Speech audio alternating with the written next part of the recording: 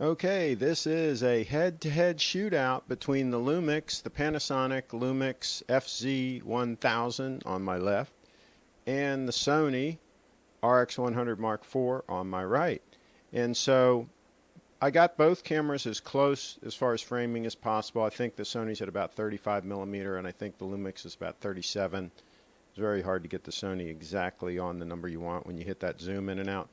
But it's close enough for government work, and these should both be at about f2.8, which once you zoom in with the Sony, it goes from f1.8 to f2.8 relatively quickly once you start tightening in on the subject. So it's at f2.8, and then the Lumix is at its widest at 37 millimeter in 4K mode, and at its fastest, which is f2.8. So it's not exactly a totally fair shootout because the Lumix is at its widest angle of view, and then the Sony is zoomed in a little bit. So, but it is what it is. It's the closest I can get it.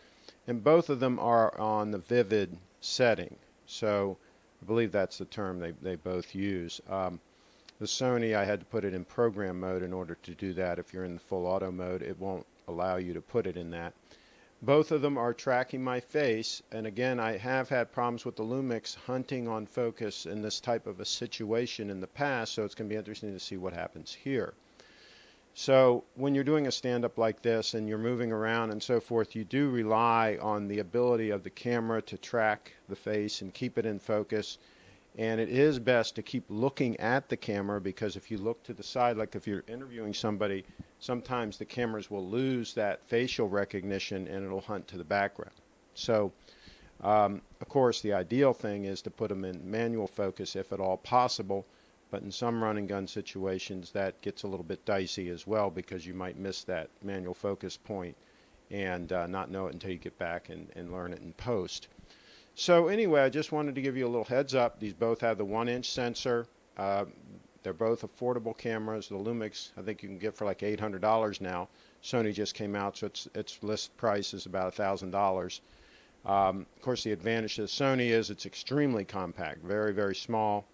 The advantage to the Lumix is it has much more zoom reach. That is a huge plus for events. So this thing will go all the way out to almost 600 millimeter, and I have a lot of reviews on the FZ1000 on my site and sample videos and so forth. The only issue I have with that camera is that focus hunting issue, which we might see a little bit of in this video. That's my head-to-head comparison, and of course the other big advantage to the Lumix is I've got this microphone plugged right into a mic input right on the side. Very easy for audio. With the Sony, and I have a video I did yesterday on this, you have to sync up the audio in post if you want decent audio. But you can do that very easily with just your iPhone and a mic, or just hand holding the iPhone and using it as a mic, basically recording audio and then syncing it up in post. So it's not a terribly difficult workaround, but Sony, come on, there's room to put a mic in. We got a mic jack on an iPhone, for gosh sakes. You can put a mic jack on this pro level point and shoot camera. Really at $1,000, it should be considered a pro level point and shoot camera, and it really should have a mic input. Anyway, thanks for watching, and please subscribe to my channel. Let me know what you think about these two cameras head to head. Please be sure to subscribe to my channel and follow me on Twitter. Thanks for watching.